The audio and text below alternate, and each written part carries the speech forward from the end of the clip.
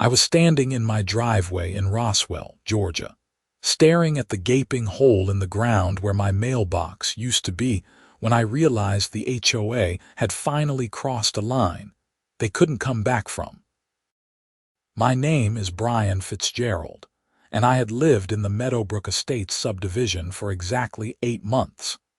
The neighborhood was one of those cookie-cutter developments where every house looked like it came from the same catalog, just painted different shades of beige and cream.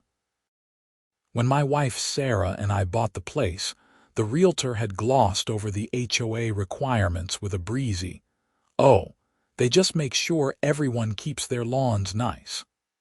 That should have been my first warning sign. The mailbox situation started innocently enough. The original mailbox that came with the house was falling apart, literally held together with duct tape and prayers. The previous owners had clearly stopped caring about maintenance toward the end. So 3 weeks ago, I went to Home Depot and bought what I thought was a perfectly nice replacement. It was black, made of sturdy metal, with a little decorative scroll design on the side. It cost me $140, which seemed reasonable for something that would last years. I installed it myself on a Saturday morning, feeling pretty accomplished. The post was solid, the box was level, and it looked a hell of a lot better than the decrepit thing it replaced. I even painted the house numbers on it in crisp white lettering. That Tuesday, I got the first letter from the HOA. It was in my regular mail, ironically delivered to the very mailbox they had a problem with. The letter was printed on cream-colored cardstock with the Meadowbrook Estates logo at the top, some pretentious design featuring a brook that did not actually exist in our neighborhood. "Dear homeowner," it began, which already irritated me since they had my name on file. "It has come to the attention of the Architectural Review Committee that you have installed a mailbox that does not conform to community standards. Per Section 7.3.2 of the HOA bylaws, all mailboxes must be the approved model in either antique bronze or pewter finish. Your current mailbox is not compliant. Please remedy this violation within 14 days to avoid fines." I read the letter 3 times, thinking I must be missing something. I pulled out the massive binder of HOA documents we had received at closing, the one I had admittedly only skimmed. Sure enough, buried on page 78, there was a specification for mailboxes. Not just a general guideline, but a specific model number from a specific manufacturer. The approved mailbox cost $320 plus shipping. "Are you kidding me?" I said to Sarah that night, showing her the letter. She sighed, reading it over. "Can we just return the one you bought and get the approved one? I do not want to deal with HOA drama." It has been 3 weeks. I threw away the receipt and the principle of it, Sarah. It is a mailbox. It holds mail. Why does it matter what it looks like? "Because we signed the bylaws when we bought the house," she said, always the practical one. "Just get the approved one and move on." But I was stubborn. I had spent $140 on a perfectly good mailbox, and I was not about to spend $300 more on principle. So I did what I thought was reasonable. I wrote a letter to the HOA board requesting a variance. I explained that my mailbox was new, attractive, and functional. I included photos. I pointed out that the approved mailbox was more than twice the price, and that this seemed like an unnecessary financial burden for something that served the same purpose. The response came a week later. "Variance denied. You have 7 days remaining to comply." I will admit, I let those 7 days pass. It was petty, but I was frustrated. On day 15 after the original notice, I found a new letter in my mailbox. This one informed me that I was now being fined $50 per day until the violation was corrected. $50 per day for a mailbox. I called the HOA management company the next morning. The phone rang 6 times before a bored-sounding woman answered. Meadowbrook Estates, HOA, this is Cynthia. Hi, this is Brian Fitzgerald at 1247 Willowbend Drive. I am calling about these fines for my mailbox. One moment. I heard keyboard clicking. Yes, Mr. Fitzgerald. You are currently 17 days in violation and have accrued $850 in fines. $850 for a mailbox. This is insane. The rules are clearly outlined in the bylaws, sir. I want to speak to someone on the board. Who is the president? More keyboard clicking. That would be Mrs. Brenda Whitmore. The board meets the first Tuesday of every month. You can submit a request to be added to the agenda. The first Tuesday, that is 2 weeks away. Yes, sir. Would you like me to add you to the agenda? I gritted my teeth. Yes, please. The fines will continue to accrue until the violation is remedied, she said in that same bored tone. I hung up and immediately started researching HOA law in Georgia. It turned out homeowners had some rights, but they were limited. The HOA could fine you, put a lien on your property, and even foreclose in extreme cases. But they also had to follow proper procedures, give adequate notice, and their rules had to be applied consistently. That last part gave me an idea. That Saturday, I walked the entire neighborhood with my phone, taking pictures of every single mailbox. It took me 3 hours. By the time I was done, I had photographed all 247 homes in Meadowbrook Estates. What I found was enlightening. While most people did have the approved mailbox, there were at least 30 that did not. Some were clearly old and predated the current rules, but several looked new. There was a bright red mailbox shaped like a barn 4 streets over. Someone on Maple Grove had a custom brick mailbox structure. Another house had a modern stainless steel design that definitely was not in the bylaws.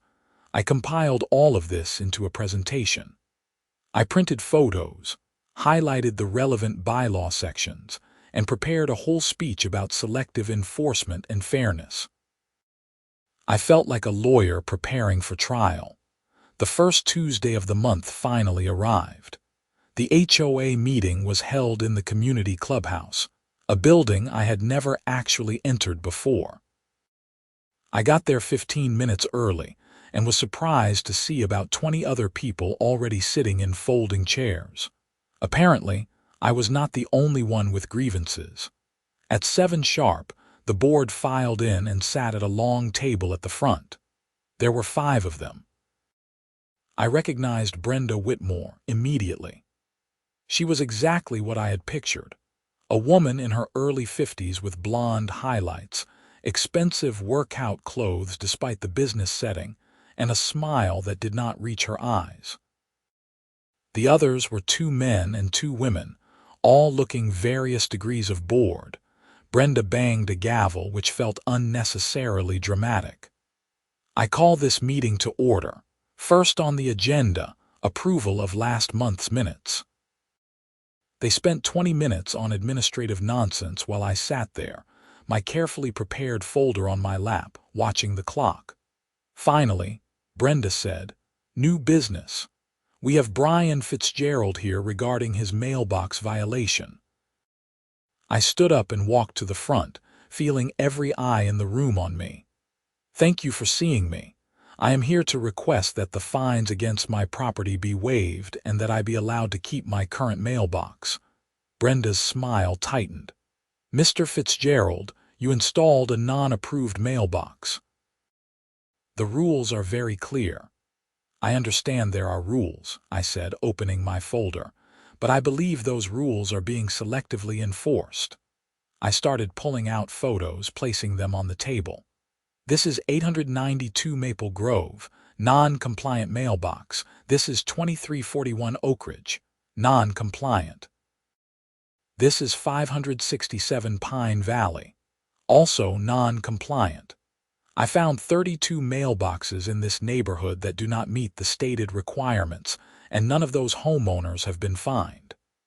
One of the male board members, whose nameplate read Richard Chen, leaned forward to look at the photos. "Some of these are grandfathered in, and some are clearly new construction," I countered, pointing to the brick mailbox structure. "This was not here when these bylaws were written. I checked the county permits. It was built 8 months ago." Brenda's face was turning red. "Mr. Fitzgerald, just because other violations may exist does not give you the right to violate the rules. But it does mean you cannot selectively enforce them against me while ignoring everyone else. That is the legal definition of discriminatory enforcement." "Are you threatening legal action?" Brenda asked, her voice sharp. "I am asking for fairness. Either enforce the rules against everyone or grant me the same courtesy you have apparently granted 32 other homeowners." The board members exchanged glances. Richard Chen cleared his throat. "Perhaps we could table this and review the other properties." "There is nothing to review," Brenda snapped. "The rule is clear. Mr. Fitzgerald, you have 30 days to install an approved mailbox or the fines will continue, and we will proceed with filing a lien against your property." Next item on the agenda. I stood there stunned. "You are not even going to discuss this. The board has made its decision. Please sit down." I gathered my photos, my hands shaking with anger. As I walked back to my seat, an older man leaned over and whispered, "She has had it out for anyone who questions her since she became president. Lost cause, buddy." I sat through the rest of the meeting in a daze, barely hearing the discussions about pool maintenance and landscaping contracts.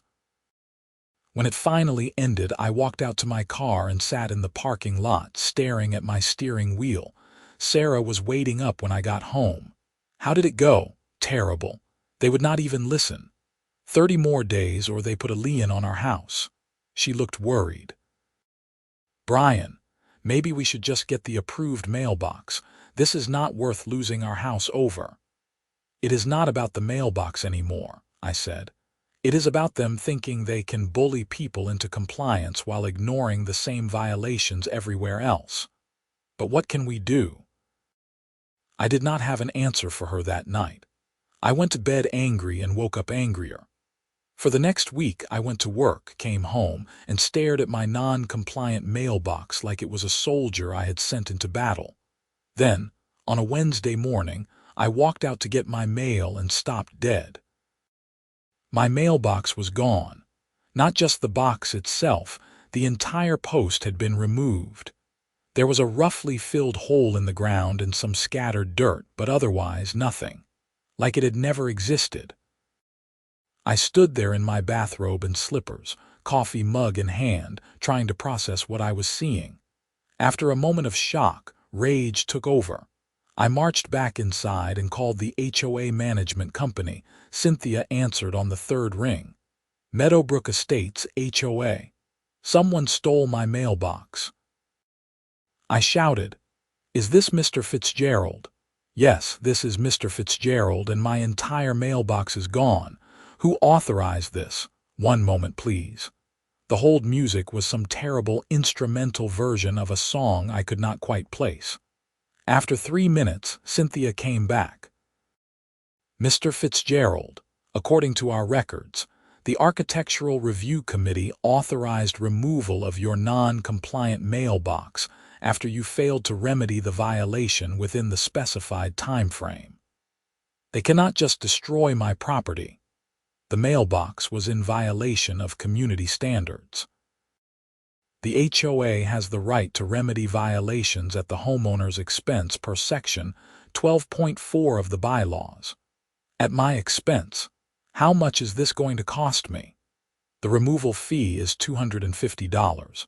This will be added to your account along with your accumulated daily fines." "My accumulated fines, how much am I up to?" More keyboard clicking. "As of today, $3,100. I nearly dropped the phone. $3,000. $50 per day for 62 days, sir. And now I do not even have a mailbox. How am I supposed to get my mail? You will need to install an approved mailbox to resume mail delivery. I hung up on her. I was shaking so hard I had to sit down. Sarah came into the kitchen, already dressed for work. "What is wrong?" I heard you shouting. "They ripped out the mailbox. The whole thing. Gone." She went to the window and looked out. "Oh my God, can they do that?" "Apparently, yes, and they are charging me for it. Plus, I am up to $3,000 in fines." Her face went pale. "3,000, Brian, this is out of control. We have to just buy the approved mailbox and end this." "No," I said, surprising myself with how calm I suddenly felt. "I am not giving them another cent. I am going to call a lawyer." I found a real estate attorney named Marcus Webb who specialized in HOA disputes. His office was in downtown Atlanta, and he agreed to see me that same afternoon. I took a half-day off work and drove into the city, armed with all my documentation. Marcus was younger than I expected, maybe 40, with an easy smile and a firm handshake. His office was small but organized, with law books lining every wall. "Tell me what is going on," he said, gesturing to a chair. I laid out the whole story, showing him the violation letters, the photos of other non-compliant mailboxes, and the notice about removal. He listened carefully, taking notes. When I finished, he leaned back in his chair. "Okay, so the good news is you have a solid case for selective enforcement. The bad news is HOA litigation can be expensive and time-consuming." "How expensive are we talking?" "Could be anywhere from $5,000 to $20,000, depending on how hard they fight, and it could take a year or more." I felt my hope deflating. "I do not have that kind of money." "Let me make a suggestion," Marcus said. "Before we go nuclear, let me write them a letter." Sometimes just having an attorney involved is enough to make them back down. "We will point out the selective enforcement issue, cite some case law, and suggest mediation. If that does not work, we can discuss next steps." "How much would the letter cost?" $500. I thought about it. 500 now versus potentially thousands in fines and litigation. "Do it." I wrote him a check and left his office feeling slightly better. At least I was doing something. The letter went out the next day via certified mail. Marcus called me on Friday to confirm it had been received. "Now we wait," he said. "They have to respond to their attorney has to review the case, and then they will get back to us. Could be a week, could be 3. In the meantime, I had a more immediate problem. Without a mailbox, I was not getting any mail. I called the post office to see about holding my mail or having it delivered to my door. The woman who answered was friendly but unhelpful. "We can hold your mail for up to 30 days at the post office, but you will need to come pick it up. For permanent delivery changes, you would need to talk to your carrier." "Can you have my carrier call me? I can leave a note, but they are usually too busy on their routes to make calls. Your best bet is to catch them when they are delivering." So I started a stakeout of my own street. For 3 days, I worked from home and watched out the window for the mail truck. I finally spotted it on Monday around 2 in the afternoon. I ran outside and flagged down the carrier, a middle-aged woman with kind eyes and postal service uniform. "Hi, I am Brian Fitzgerald from 1247, I said, slightly out of breath. "My mailbox was removed and I wanted to talk to you about delivery options." She frowned. "You are the one with the HOA issue. You know about it. The whole route knows about it. Your HOA sent a letter to the postmaster." She looked uncomfortable.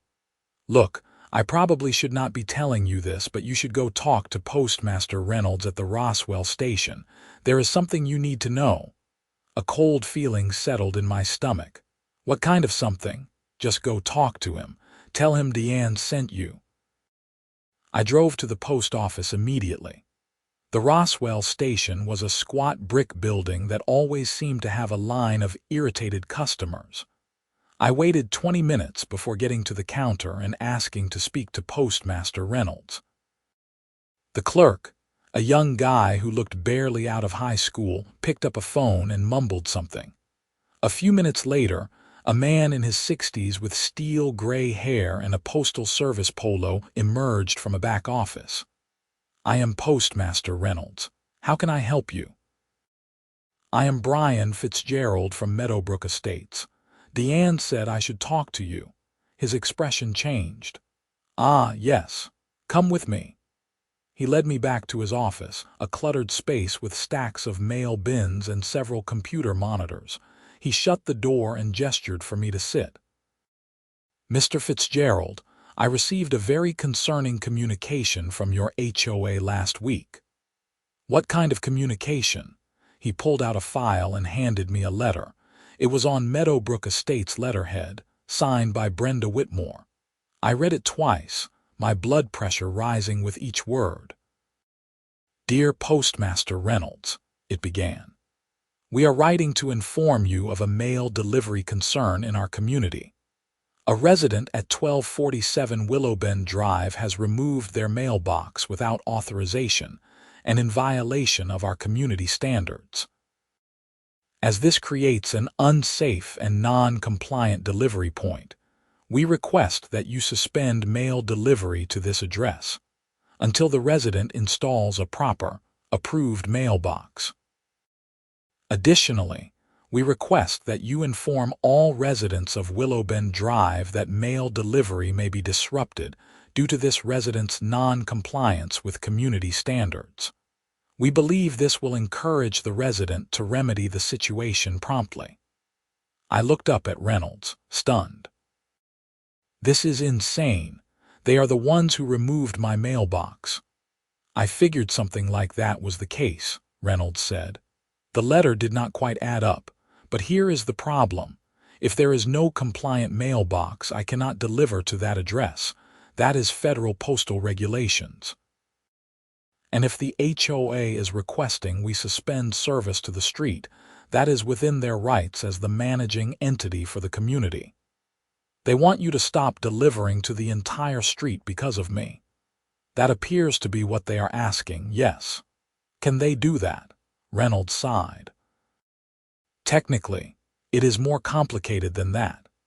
But if multiple addresses become non-compliant or if there is a safety concern, I do have the authority to suspend delivery to a route until the issue is resolved. I have been trying to figure out the right course of action here." "When are you planning to suspend delivery?" "I have not made that decision yet. But if this is not resolved in the next week, I may not have a choice. I cannot have my carriers dealing with ongoing disputes about where to deliver mail." I left the post office feeling like I was in the middle of a nightmare that kept getting worse. When I got home, I called Marcus Webb and told him everything. "Jesus," he said when I finished.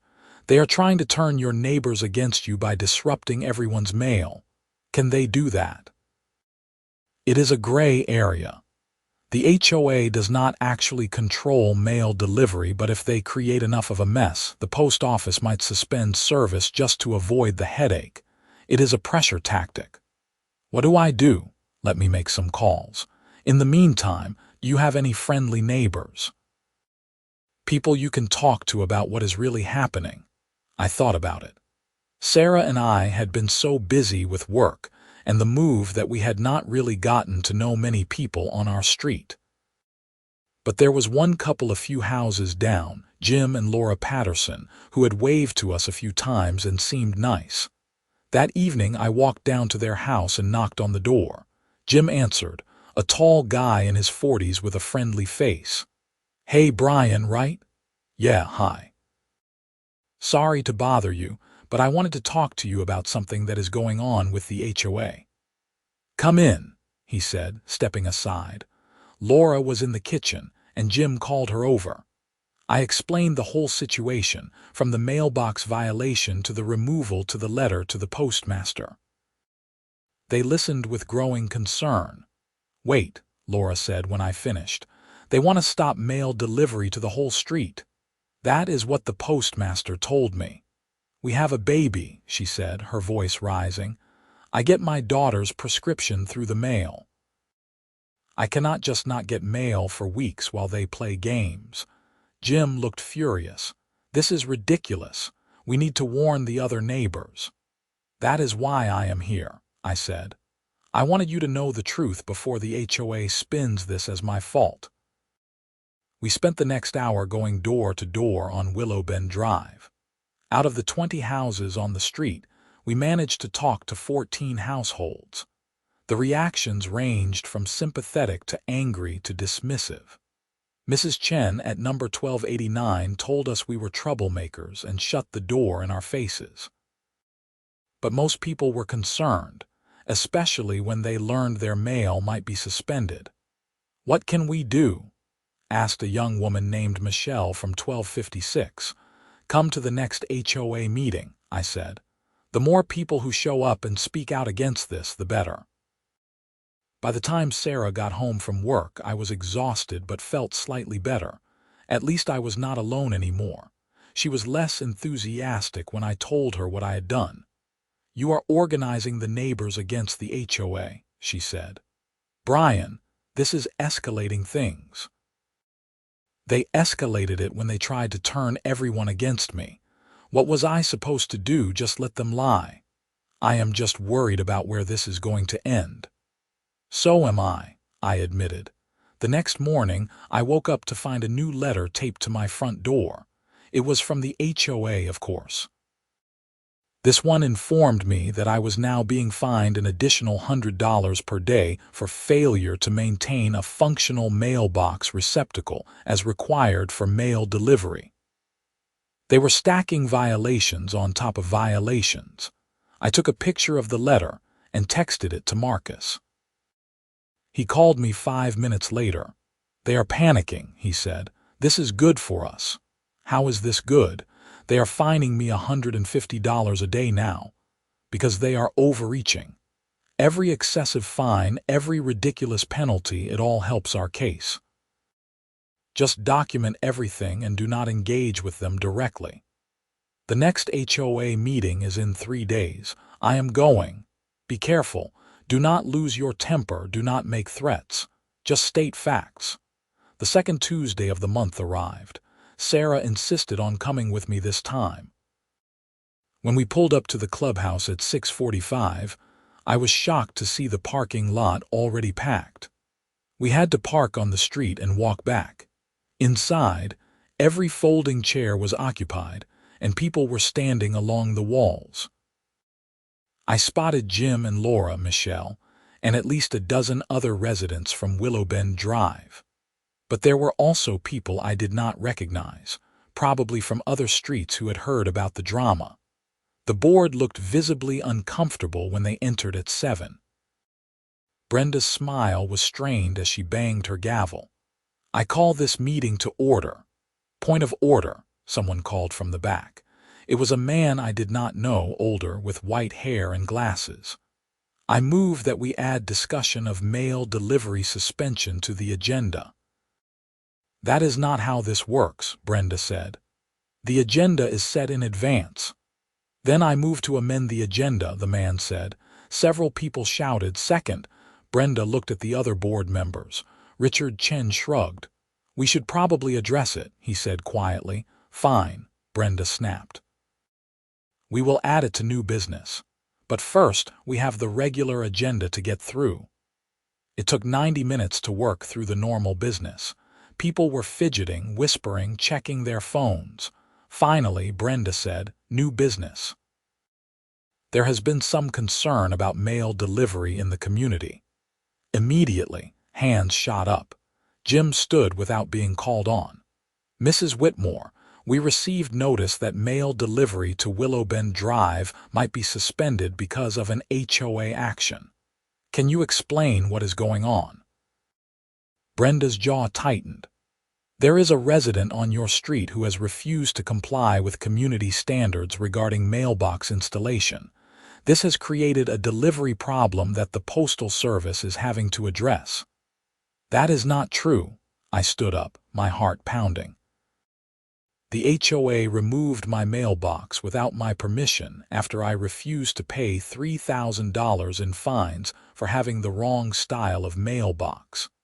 They then wrote to the postmaster, asking him to suspend mail delivery to my entire street to pressure me into compliance.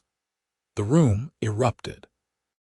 People were shouting questions, neighbors were arguing with each other, and Brenda was banging her gavel uselessly. "Order! Order!" she shouted. "Mr. Fitzgerald violated the architectural guidelines. So did 32 other households that you have ignored." I pulled out my folder of photos and held it up.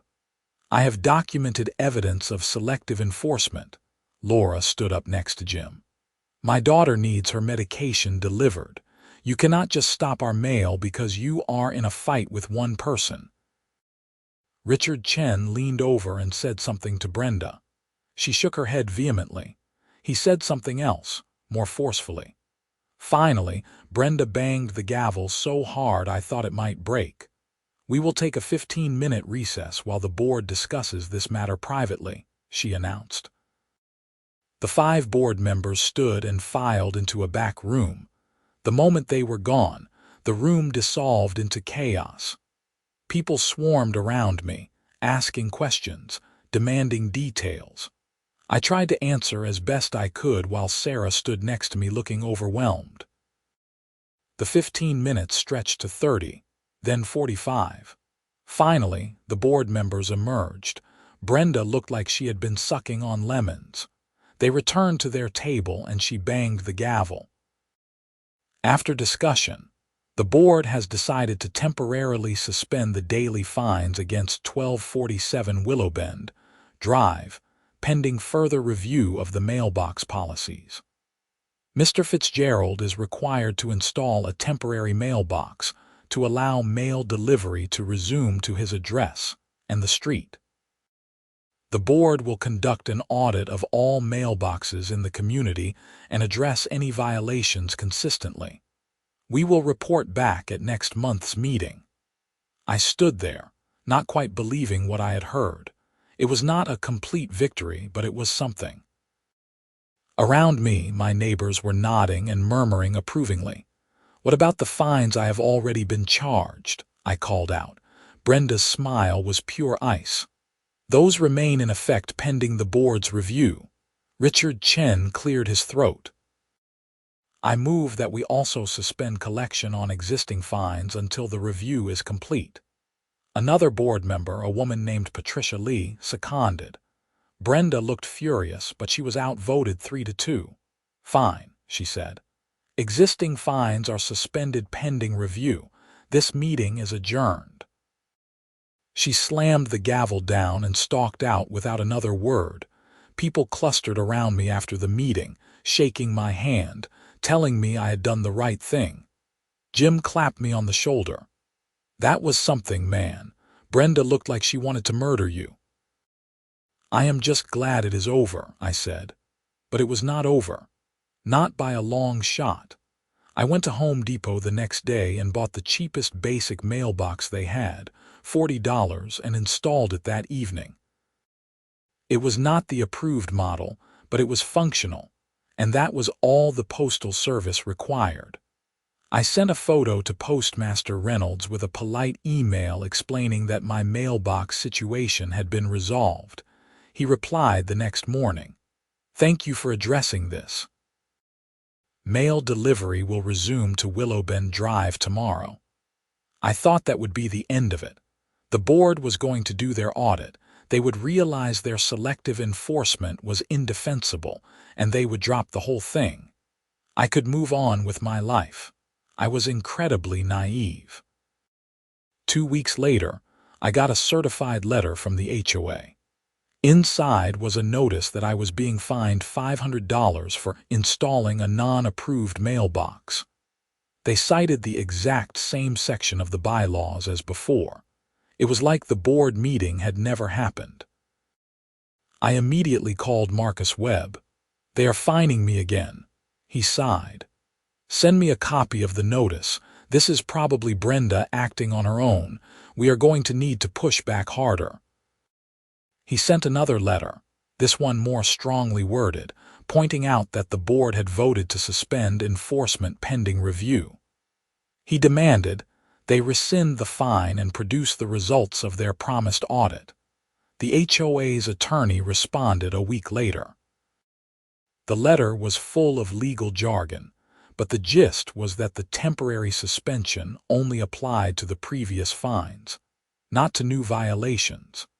Since I had installed yet another non-approved mailbox, I was in violation again, and they had every right to fine me. "This is insane," I said to Marcus on the phone. "They are just going to keep fining me over and over, probably, until you either give in or we take them to court. How much is this going to cost to file suit?" "We are looking at a minimum of $10,000 in legal fees, probably more if it goes to trial." I could not afford that. Sarah and I had decent jobs, but we were not rich. We had a mortgage, car payments, student loans. $10,000 might as well have been $1 million. "There has to be another way," I said. "There might be," Marcus said carefully. "Have you thought about going to the media?" I had not. But the more I thought about it, the more it made sense. HOA horror stories were catnip for local news. A ridiculous conflict over a mailbox, fines in the thousands of dollars, mail delivery suspended to an entire street. That was exactly the kind of story that got people riled up. I reached out to a reporter at the Atlanta Journal-Constitution named Jennifer Kowalski. I had read some of her articles about local government overreach and corruption. She responded to my email within an hour and agreed to meet me for coffee the next day. Jennifer was in her 30s, sharp-eyed and direct. I told her the whole story while she took notes on her laptop. When I finished, she leaned back and shook her head. "This is wild. Do you have documentation?" I pulled out my folder, now bulging with letters, photos, emails, and notices. She flipped through it, her eyes widening. "This is great. Really thorough. I want to do this story, but I need to get comment from the HOA." "Good luck with that," I said. "Brenda Whitmore does not exactly like to explain herself. I have dealt with worse. Give me a few days."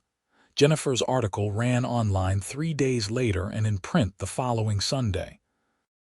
The headline read, "Roswell HOA fines homeowner thousands over mailbox, suspends mail to entire street." It was a detailed, well-researched piece that made the HOA look exactly as petty and vindictive as they were. Jennifer had indeed managed to get a comment from Brenda, a terse statement about maintaining community standards, which only made her sound worse. The article went viral. Within 24 hours, it had been shared thousands of times on social media. Local TV stations picked it up. I got calls from 3 different news channels wanting to do interviews. I said yes to all of them. The coverage was a double-edged sword. On one hand, public opinion was firmly on my side. People were outraged on my behalf. The HOA's Facebook page was flooded with angry comments. On the other hand, it made me a target. I started getting anonymous hate mail, presumably from HOA supporters. Someone egged my house. My car got keyed in the grocery store parking lot, but the publicity also brought help. A local law firm that specialized in HOA disputes reached out and offered to take my case pro bono, seeing it as good publicity for them. Their lead attorney was a woman named Patricia Morgan, fierce and experienced. She took one look at my documentation and practically licked her lips. "This is an easy case," she said at our first meeting. "Selective enforcement, excessive fines, procedural violations. We are going to destroy them in court." "How long will this take?" I asked. "Could be 6 months to a year. HOAs usually drag these things out as long as possible. But with the media attention, they might settle faster. Bad press is expensive for them too."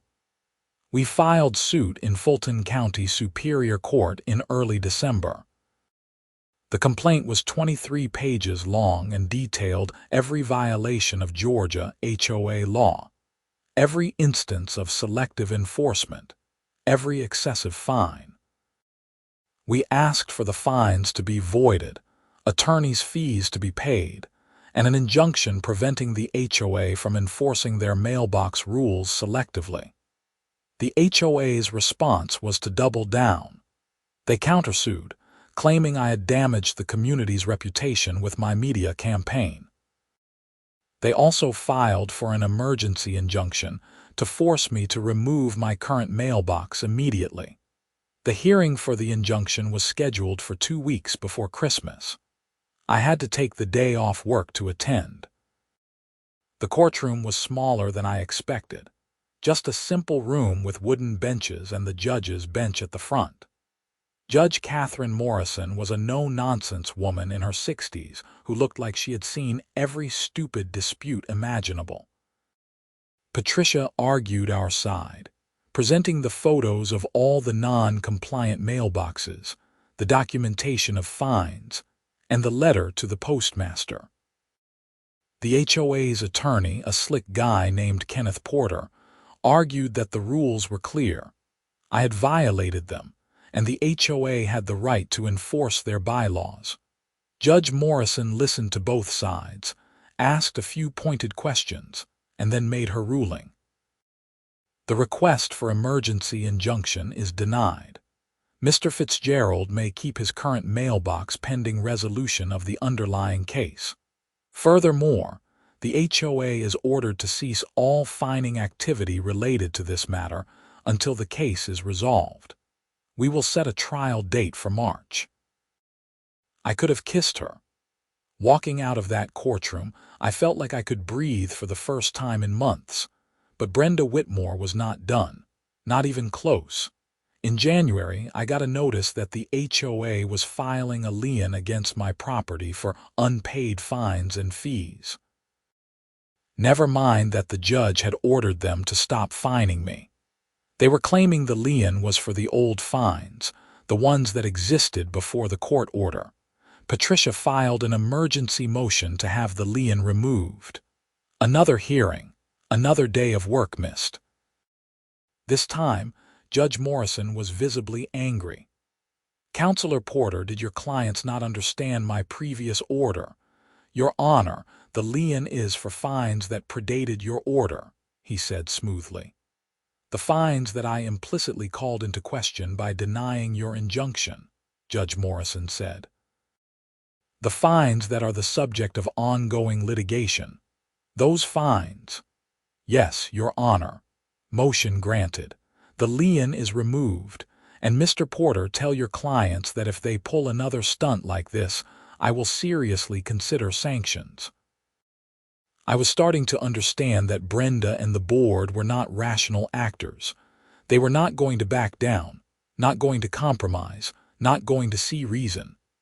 This was personal for them now, especially for Brenda. I had challenged her authority, embarrassed her publicly, and she was going to make me pay no matter what it cost. February brought a new nightmare. I came home from work one day to find a building inspector from the city of Roswell at my house. He was a tired-looking man in his 50s with a clipboard. "Brian Fitzgerald," he asked. "That is me. What is this about? We received a complaint about unpermitted work on your property. I need to do an inspection." "Unpermitted work? I have not done any work." He consulted his clipboard. "The complaint lists a new deck, electrical work, and plumbing modifications." "I do not have a new deck. I have not touched the electrical or plumbing."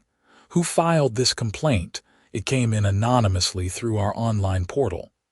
I had a pretty good idea who was behind it. "Can I see the complaint?" He showed me the form on his tablet. It was filled out with my address and vague descriptions of violations. No specific details, no photos, nothing concrete, just enough to trigger an inspection. The inspector spent an hour going through my house and yard, checking permits, looking at electrical panels, examining plumbing. In the end, he found nothing. "Everything looks fine," he said. "Whoever filed that complaint either had the wrong address or was making it up." "It was harassment," I said, "from my HOA." He gave me a sympathetic look.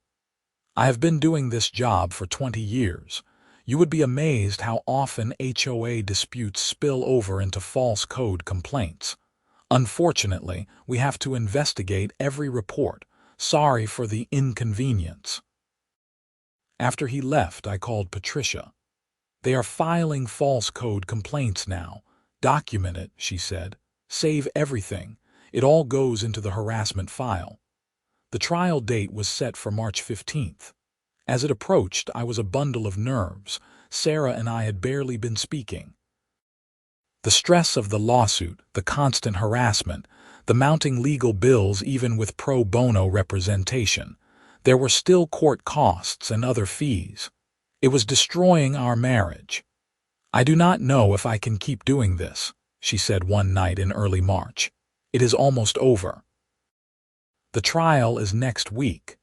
And what if we lose? We are not going to lose. Patricia says we have a strong case. But what if we do?" she insisted. "What if we end up owing them money? What if we have to sell the house?"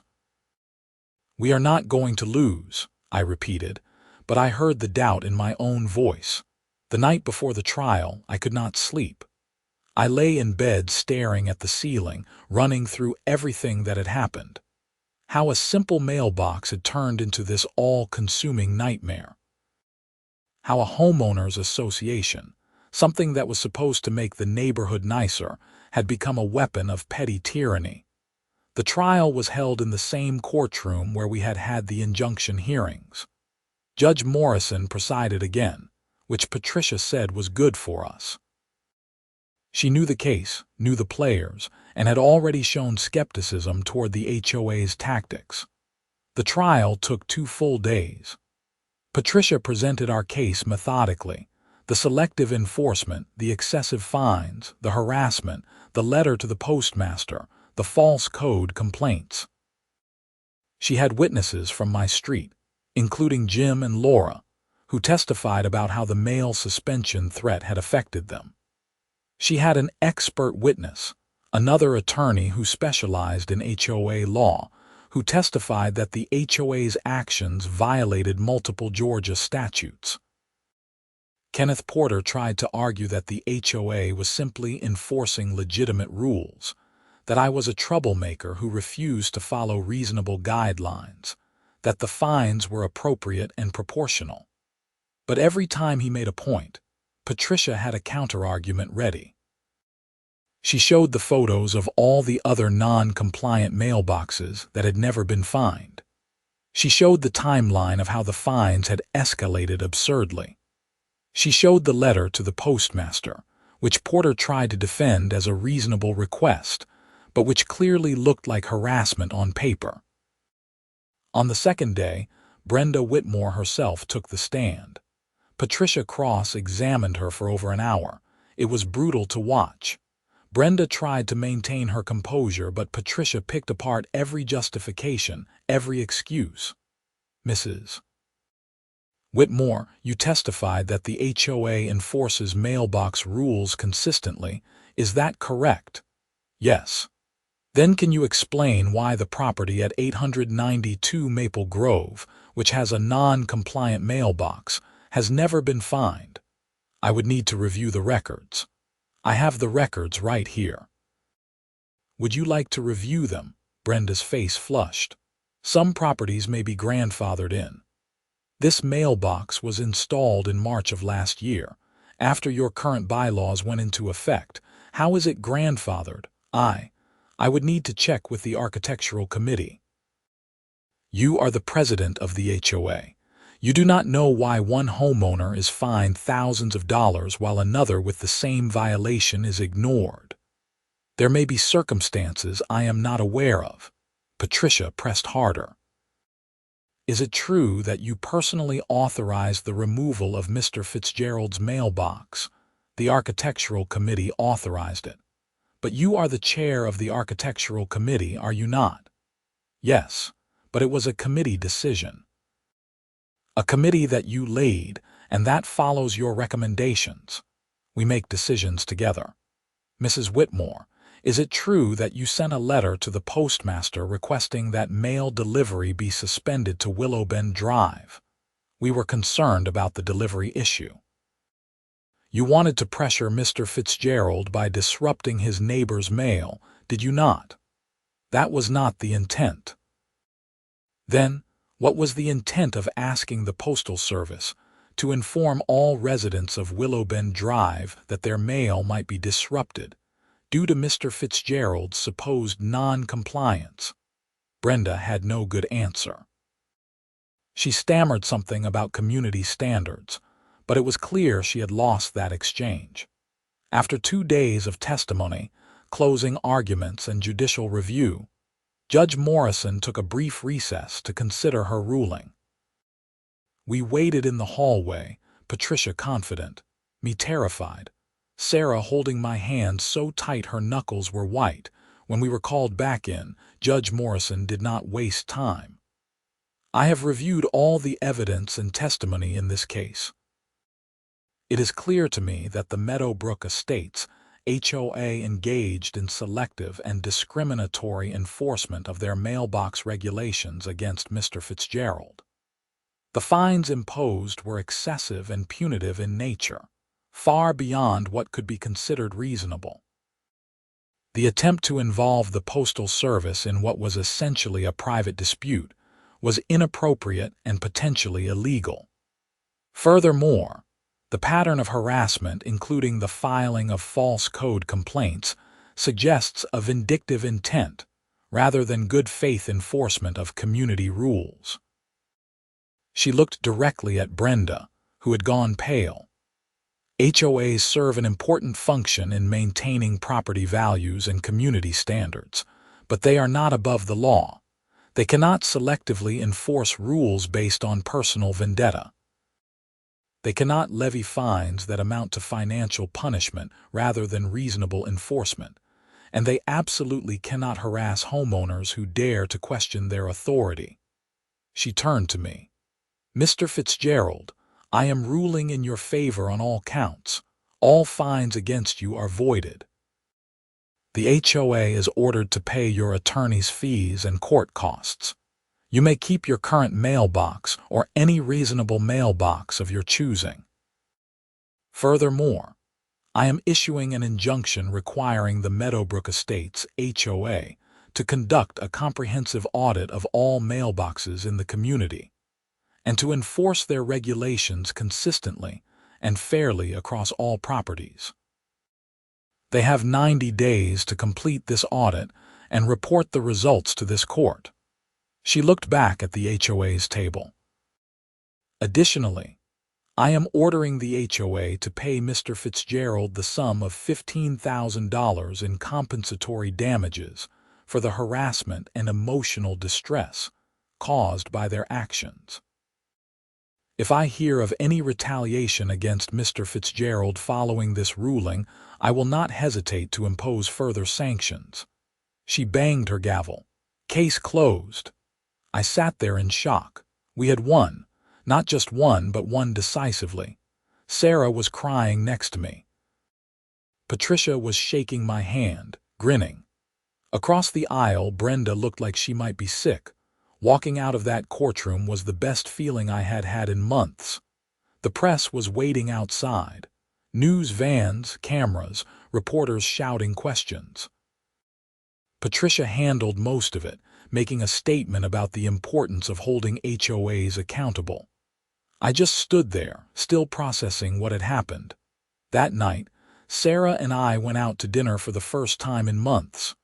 We talked, really talked about everything that had happened. About how close we had come to breaking, about how we were going to move forward. I am sorry, I said. I know I got obsessed with this. I should have just bought the approved mailbox and moved on. No, she said, surprising me. You were right. They were bullying you, bullying all of us. Someone had to stand up to them. The HOA paid the judgment 3 weeks later, $15,000 plus $22,000 in attorney's fees and court costs. It nearly bankrupted their reserve fund, according to a neighbor who was friendly with someone on the board. More importantly, there were consequences for Brenda. At the next HOA meeting, which I did not attend but heard about from Jim, there was a motion to remove her as president. It passed unanimously among the other board members. She resigned from the board entirely the following week. The audit that Judge Morrison ordered found 47 non-compliant mailboxes in Meadowbrook Estates. The board, now led by Richard Chen as interim president, sent letters to all 47 households giving them the option to either upgrade to the approved mailbox or apply for a variance. They also suspended the daily fine structure, replacing it with a one-time fee of $50 for variance approval. Most people, including me, applied for the variance. It was approved without issue. 3 months after the trial, I got a call from Marcus Webb, my original attorney. "I thought you would want to know," he said. "Brenda Whitmore has been charged with filing a false police report." "What? When?" "Apparently she filed a report claiming you had threatened her after the trial, said you had sent her threatening emails and left threatening voicemails. The police investigated and determined the emails were faked and the voicemails did not exist. They charged her with making a false report." I felt a strange mix of emotions. Vindication, certainly, but also something like pity. Brenda had become so consumed with winning, with maintaining control, that she had destroyed herself. "What will happen to her?" I asked. "Probably a fine, maybe probation.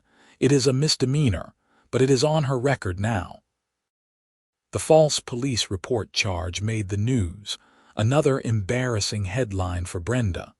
Former HOA president charged with filing false report against homeowner in mailbox dispute.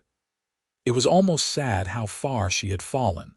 Life slowly returned to normal after that. The new HOA board was more reasonable, more focused on actual community issues rather than petty enforcement. They repaved some roads, updated the playground equipment, organized a neighborhood cleanup day. The kind of things an HOA should actually be doing. Sarah and I worked on repairing our marriage. It took time and some couples counseling, but we got through it. The stress of the lawsuit had nearly broken us, but surviving it together actually made us stronger. I kept my simple $40 mailbox from Home Depot. It was a small act of defiance, but it mattered to me. Every time I got the mail, I thought about how close I had come to just giving in, just buying the approved mailbox and moving on. And I was glad I had not. Not because I enjoyed the fight, I had hated every minute of it. But because some things are worth fighting for, even if they seem small. The neighborhood changed too. People were more engaged, more willing to speak up at HOA meetings. There was a recall election for 2 other board members who had supported Brenda's tactics. New people were elected, younger, more reasonable. The HOA became less of a dictatorship and more of an actual community organization. Jim and Laura became good friends. We started having barbecues, watching football games together, letting our kids play.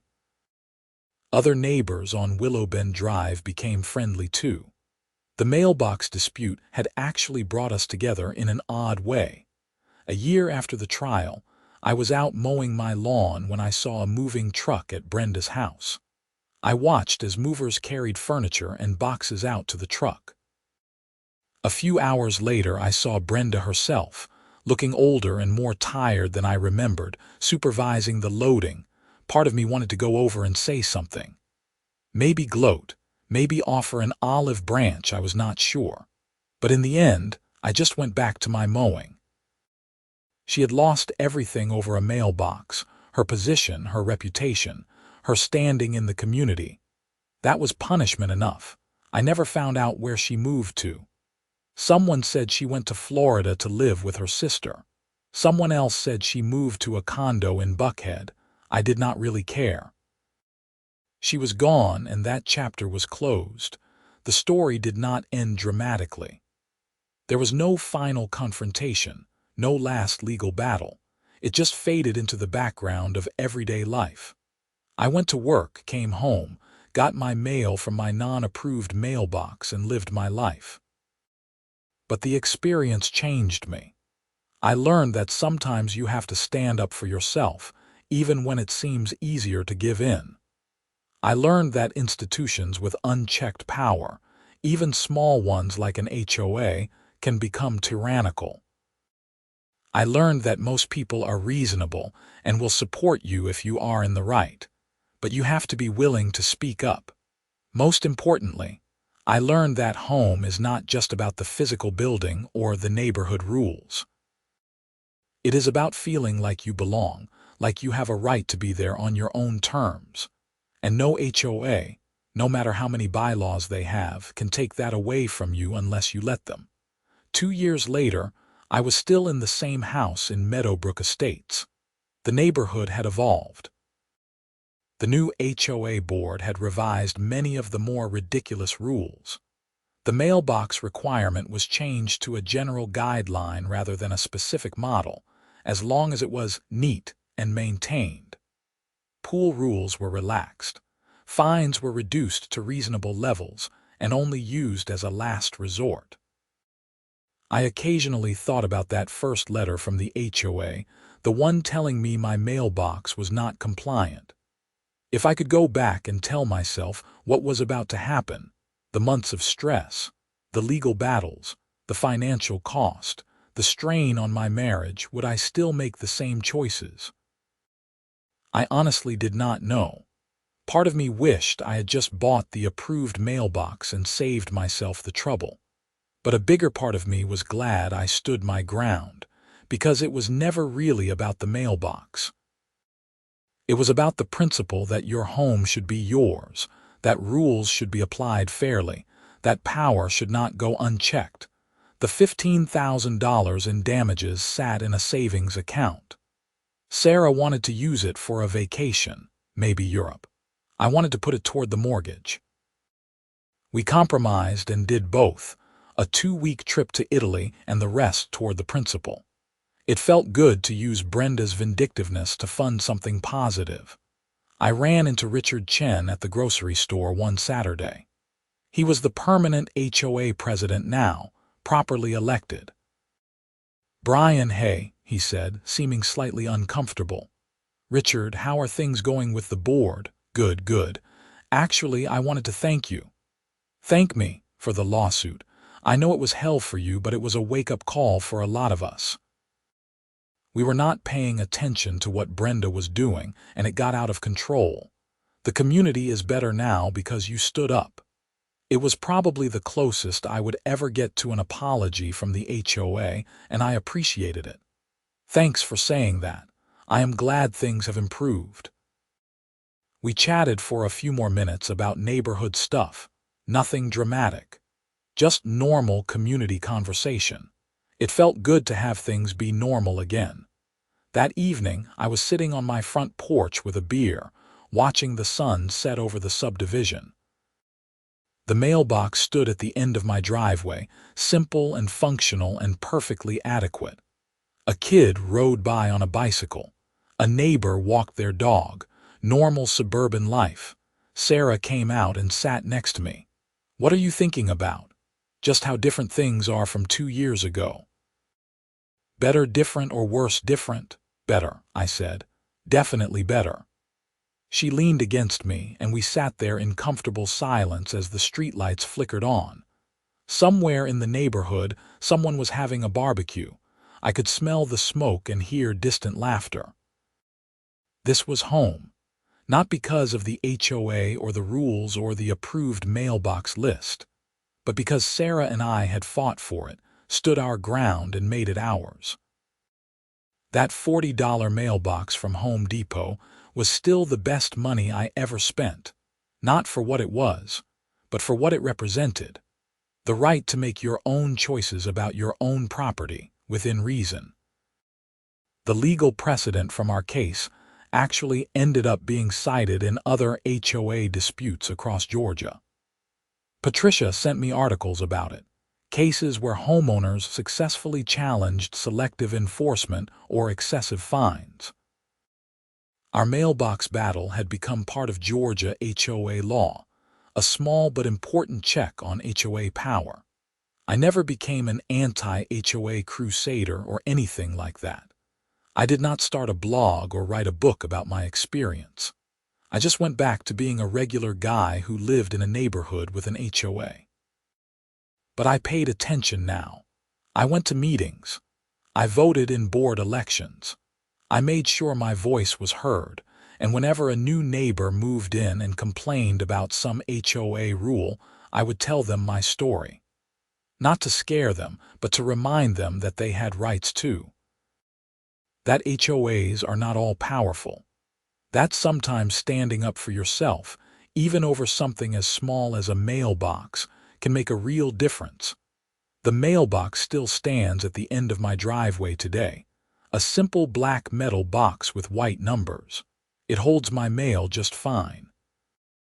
And every time I open it to grab the day's letters and bills and junk mail, I smile a little, because that ordinary mailbox represents an extraordinary fight, one that I am proud to have fought and grateful to have won. Some battles choose you. The mailbox battle chose me. And while I would not want to go through it again, I would not trade the experience for anything. It taught me about courage, about standing up for what is right, about the importance of community and the dangers of unchecked authority. In the end, it was just a mailbox. But it was also everything that matters about home, freedom, and the right to live your life on your own terms. And that is worth fighting for, every single time.